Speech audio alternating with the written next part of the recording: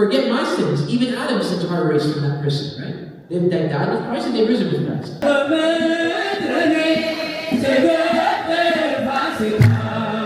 ሲኦልንም በዘበዛት፣ ገነትን ተከፈተች፣ የሰው ልጆችም እንደገና ወደ ገነት ገባል።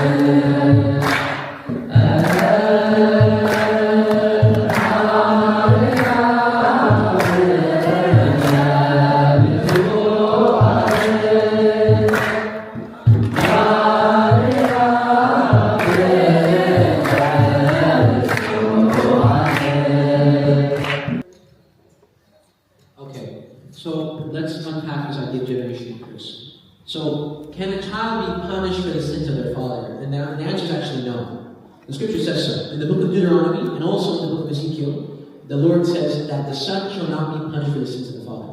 However, as you mentioned the quote, which is, I believe, in Exodus, God says that He will, that the generation shall be cursed, those who turn against God, generations upon generations are cursed. And the Father's trying to reconcile the two. How does that work? Because the same God that says the Son will not be punished for the sins of the Father says that generations will be cursed because of one generation. And the example that they give is the actual context that verse is in. So the context is that verse is given in Exodus.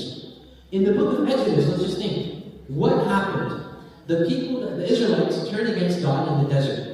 And because they turn against God in the desert, the Lord punishes them by keeping them in the desert. Right? What should have been a 40-day passage turns into how many? 40 years. Now, does that have an impact on your kids? Absolutely.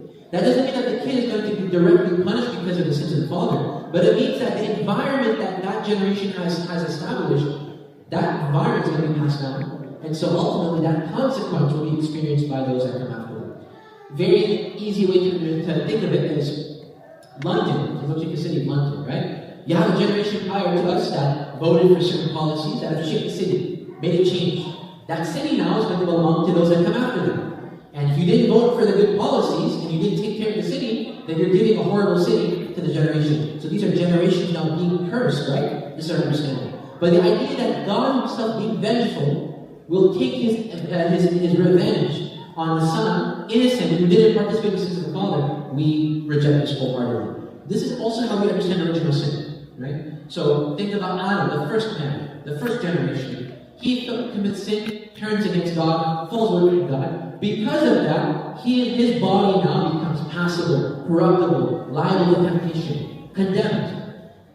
Now, we ourselves were not in the garden with Adam. St. Cyril says so. We're not guilty of the sin of Adam. However, we become liable for the consequences that Adam faces insofar as we participate in that same flesh that he gives to us. So there's a distinction between culpability, guilt, and liability, which is where we experience consequences. Scientifically, the same thing. We know, for instance, that the children of addicts are more likely to fall into addiction.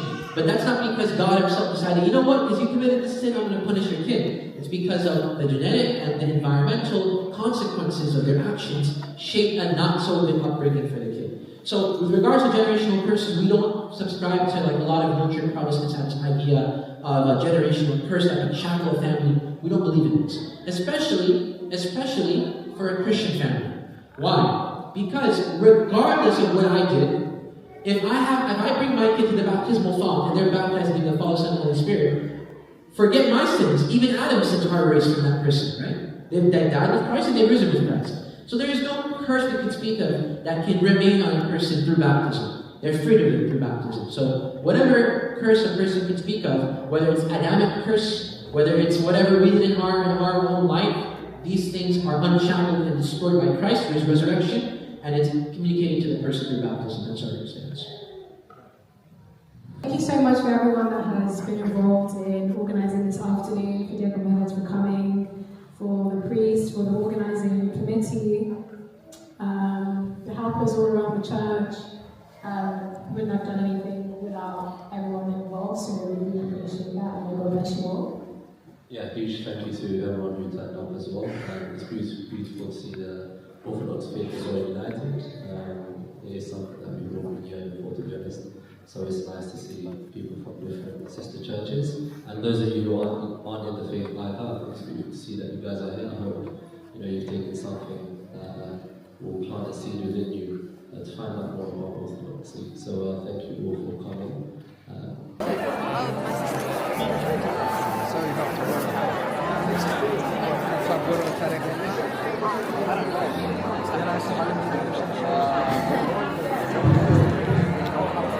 Okay, while you are standing together, looks fine.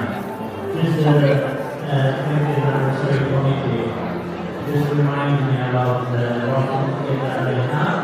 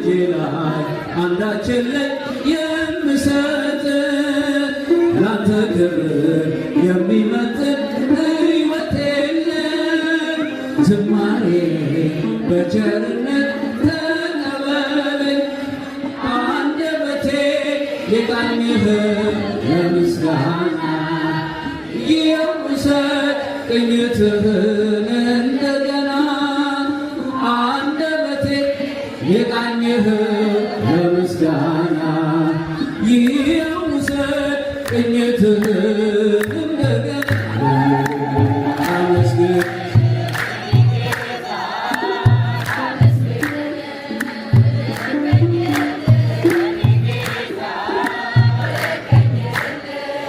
በሕይወቴ ነው ዝማሬ ትሩፋት የሰጠኸኝ እናትህ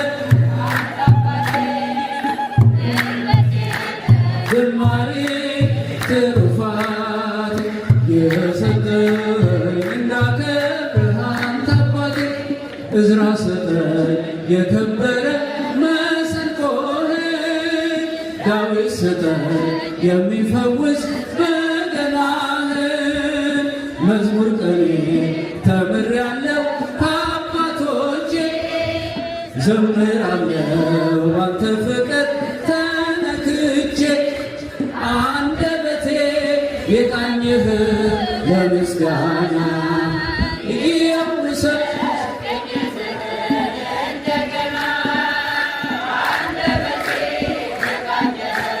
ለምስጋና ይውሰድ አመስግን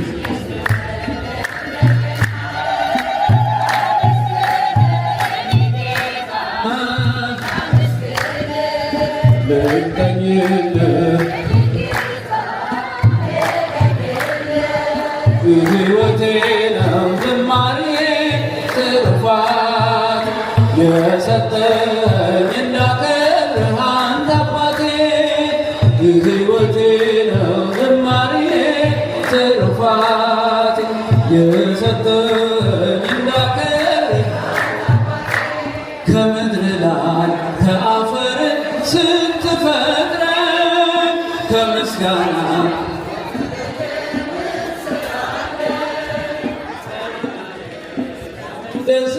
እቆማለሁ አምላኬ ሆይ ሳወድስ እኖራለሁ አማን በአማን አማን በአማን ተስፋ አማን በአማን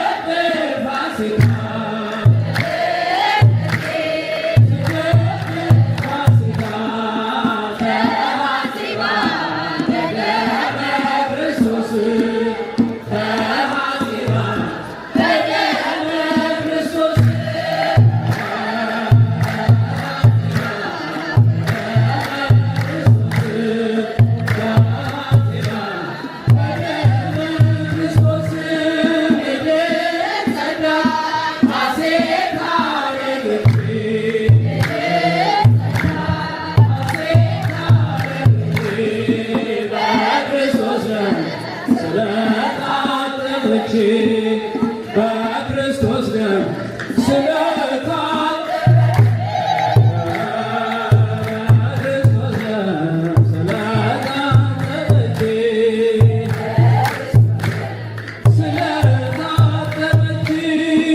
አሁንም ቢሆን በዚህ ከተማ ውስጥ በቤተክርስቲያን ውስጥ ጠብ አለ፣ መከፋፈሎች አሉ፣ ችግሮች አሉ። በሀገሩ በእንግሊዝ ውስጥ ባለችው በኢትዮጵያ ቤተክርስቲያን በለንደን ግን አንዳንድ ጊዜ እግዚአብሔር ከህሊናችን፣ ከፈቃዳችን፣ ከሀሳባችን፣ ከፍላጎታችን ውጪ መጥፎ ከሆነው ነገር ላይ በጣም መልካም ነገር ይሰራል። ይሄ የእግዚአብሔር ድንቅ የማይመረመር ጥበቡ ነው። ዛሬ ቅዳሴ ዲዮስቆሮስ ታስቀድሱ ሰምታችሁታል። አይቴ ብሔራለ ጥበብ የጥበብ ሀገሯ ወዴት ነው? ጎዳናዋስ ወዴት ነው? ይህ ባህሩን ተሻግሮ በቀይ ወርቅ ወይም በቀይ ዕንቁ የገዛት ማን ነው ይላል። የእግዚአብሔርን ጥበብ ማንም አይመረምረው። ክርስቲያኖች እውነት ለመናገር በጣም በፍቅርና በሰላም ብንኖር ምናልባት በዚህ ሀገር ቤተክርስቲያኖቹ በዚህ መጠን ላይበዙ ይችላል። ስንፍናም አለብን፣ የእውቀት ጉድለትም አለብን፣ ብዙ ችግሮች አሉብን እና ድካማችን አለ፣ አስቸጋሪ ጠባይ አለን፣ ጸባይ አለን። ምን ነበረ ግን ያንን እንኳን እግዚአብሔር ወደ መልካም ይለውጠዋል።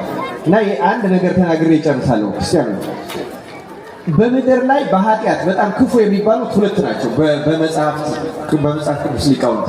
አንደኛው የአዳም ኃጢአት ነው፣ ሁለተኛው የክርስቶስ ሞት ነው።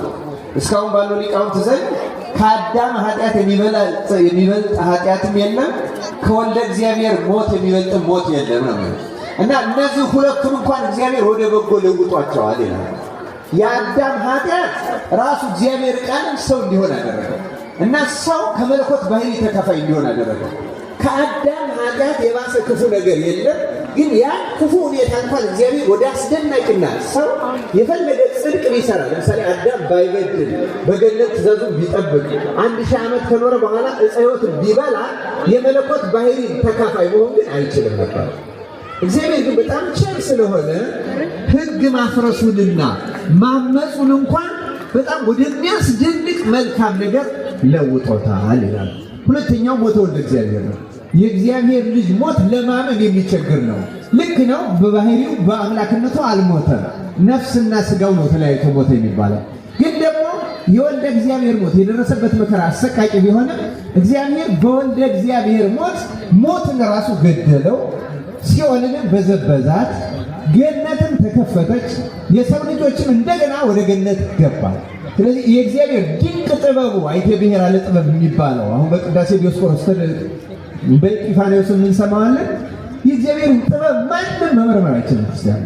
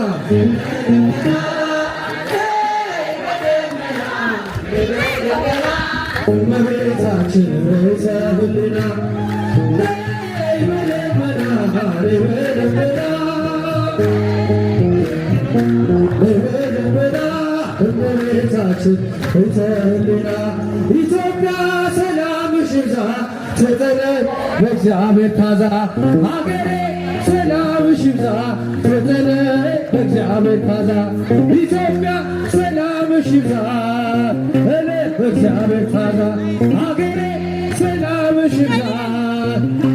ሲያንድ ላይ ሁላችሁ ኢትዮጵያ ሰላምሽ ይብዛ ተጠለይ በእግዚአብሔር ተለለለለለ ሁላችሁ በአንድ ድምፅ አራት ኢትዮጵያ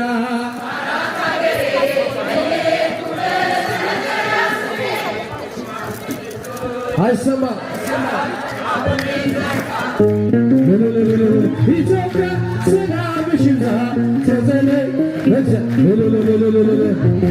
ሰላምሽ ይብዛ ተጠለይ በእግዚአብሔር ታዛ ውዴታ ኢትዮጵያ ሀገር እግዚአብሔር ትንሣኤሽ ያሳየን ውዴታዬ ኧረ እልልታ ሀገር እግዚአብሔር ትንሣኤሽን ያሳየን ትንሣኤሽን ያሳየን ያሳይ ትንሣኤሽን ያሳይ ኧረ ለኢትዮጵያ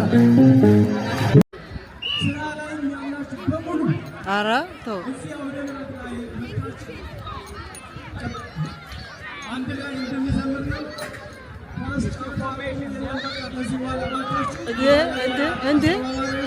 ሁሉም ወደዚህ እንዲመጣ ይላል። እስከታችን በአንድነት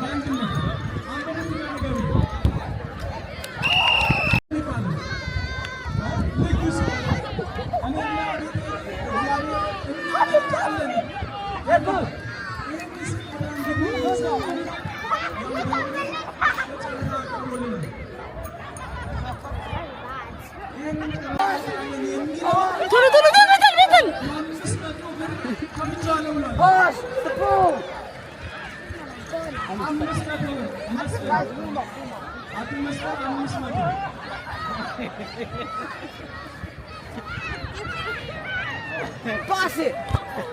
Go. Slow down! Belen. Ay, Lilian!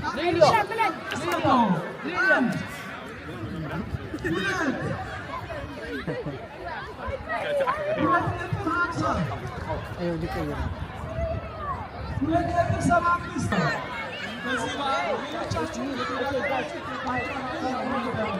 አይዞሽ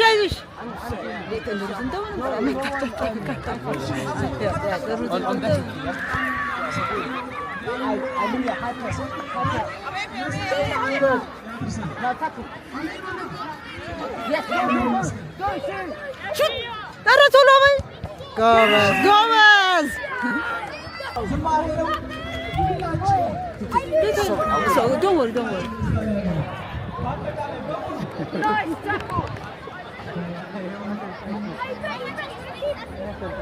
Чи ጎበዝ ናት በጣም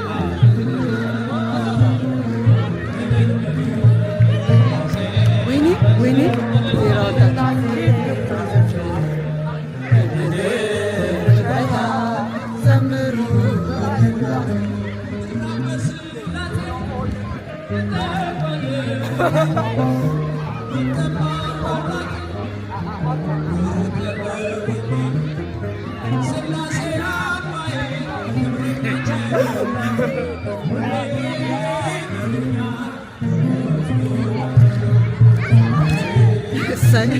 ቆሞንቱ ሲሉ ታባታቸው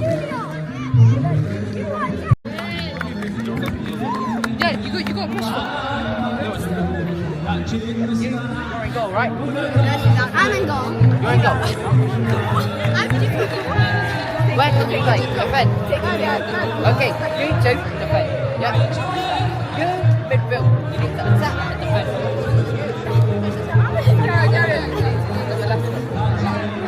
When we lose the ball, everyone runs back and defend. Yep. On the count of 10. Shit, I don't know what to see. 3, 2, 1. Well, it's just everything, yeah?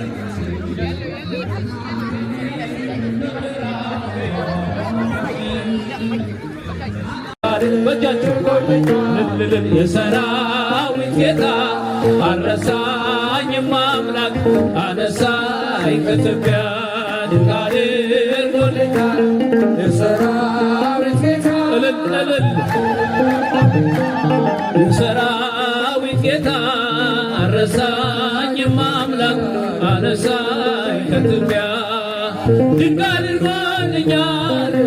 ጠላቶቼ ሁሉ ድንቅ አድርጎልኛል ሲጓደዱብኝ ድንቅ አድርጎልኛል። ማን ይደርስለታል ድንቅ አድርጎልኛል እያሉ ሲሉኝ ድንቅ አድርጎልኛል አደረስክልኝ ድንቅ አድርጎልኛል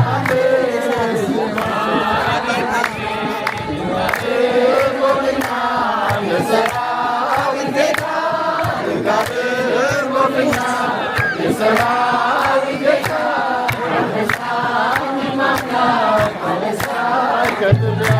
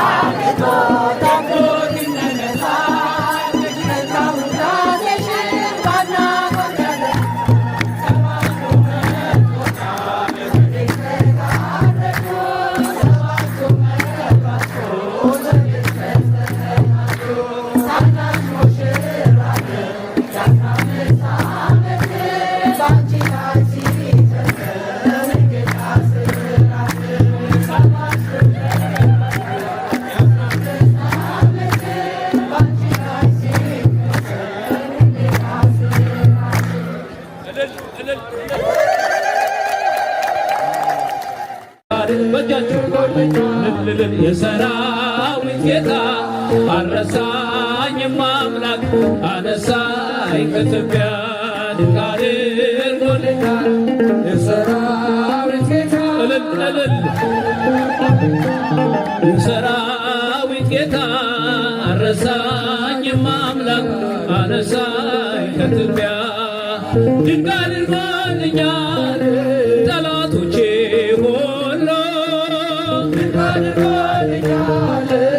ሲጓደዱብኝ ማን ይደርስለታል